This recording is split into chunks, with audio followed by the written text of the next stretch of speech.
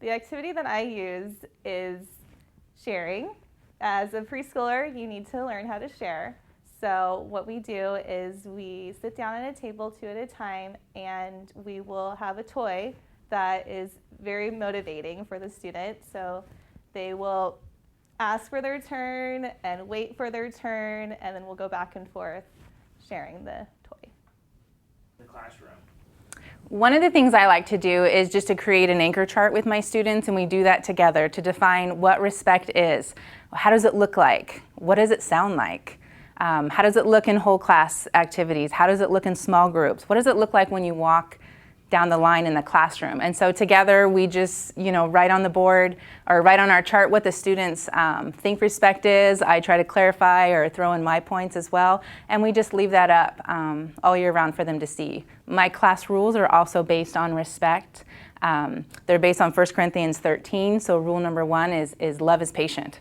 I will raise my hand before I am to speak. And if someone else is speaking in my classroom, I know that I am not. So it's a way of demonstrating respect to both the teacher and the instructional time as well as their classmates. We also have love is kind.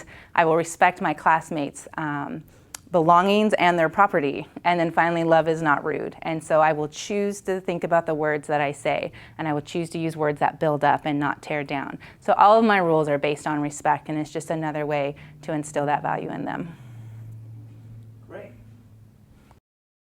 Honestly, the majority, it's not necessarily one activity, it's just what you do integrated. For respect, we always do what we call character counts. And it's one thing, and it's one of our pillars that we try to emphasize within the classroom. So when it's the month that we do character counts, we want to make sure that we show different ways of how we show respect, how you receive respect, so that every student knows that every person is worthy of respect. So an activity that we do for respect is what we call the community meeting. And the community meeting is when every student in my classroom has a behavior goal that they have for the week. In that community meeting, every person has to be truthful and honest about how they've been doing. Sometimes they've done great, sometimes they haven't, sometimes it was just a blow out the water. But anyways, every other student who's listening to a person reflect on how they did that week is able to tell that person what they observed that week and the things that they did right, because every person in my classroom is valuable. So we are always building up, not tearing down.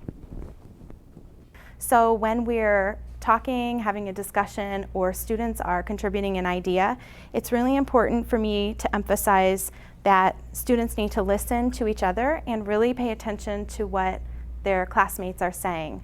I really try to emphasize that I'm not the only person that matters when they're talking. Other kids that are talking matter just as much. So respecting each other is a really important aspect of having good character in the classroom. So I don't know if there's one activity that starts and ends, but definitely it's something that I emphasize while teaching every day throughout the day. So if a child is talking and trying to contribute an idea and then other students are talking, a trick I learned from a teammate was to say, you know what, why don't you wait, and we'll wait until you have the respect you deserve. And then that sort of gets everybody to listen to what the contributor is saying in a positive way. Thanks. So what you're going to do is you're going to create situations in the classroom where you're going to create a situation where there's 2 opposing viewpoints. You're going to, for me it's math. But I know there's a lot of elementary school teachers watching this and a lot of different categories watching this. So you just create in your subject matter a way for them to have 2 opposing viewpoints, both equally valid. You have them express this viewpoint, and then you have the other team express this viewpoint. And then you have each team switch sides and try to defend the other side and try to understand why the other person said what they said or why they might say what they said. And then you go to and at the end of this, you could even go to the next step and just say, what was it like changing your viewpoint so that you understood that person better? I tell my students that they want to treat other people how they want to be treated. And when there is a issue in class and a student has their feelings hurt or there's a problem, I like to have my students come and have like a little conference with me. I have them have eye contact face to face. Each person can take a turn express how they feel, and more importantly, what they need from the other person to feel better. And I try and do that to keep it from continuing on through the day or causing any other gossip or problems later on in the day. It seems to work pretty well because they feel like they've been heard and that the other person is respecting what they need. For the most part, I just try to really model good, respectful behavior for my students when they come into the classroom. I like to make sure that I greet them right away, that they know they're welcome here. We do, and I got this from the Ernie Mendez seminars too, we sit down and we empty the cup a bit and talk about things that are concerning for them, things that they are worried about, upset about, happy about, excited about, and try to get them to talk to me, really building a relationship, letting them know how much I care about them and how important they are in my classroom. And for the younger kids that I have, because I teach kindergarten through 5th grade, it's hard for them to always put words to what they're feeling or how they're feeling. So when they come in, I have a sheet of paper and it's got a head on it. And they will draw their face on there and how they're feeling that day.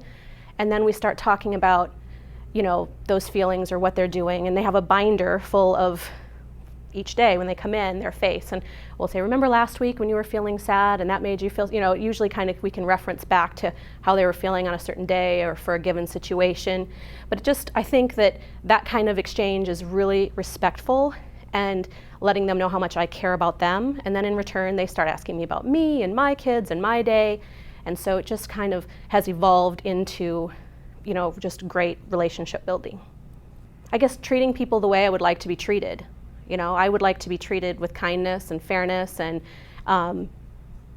so then I give that back and I model that kind of, helping them through what they need, showing them that they're important, that I care for them.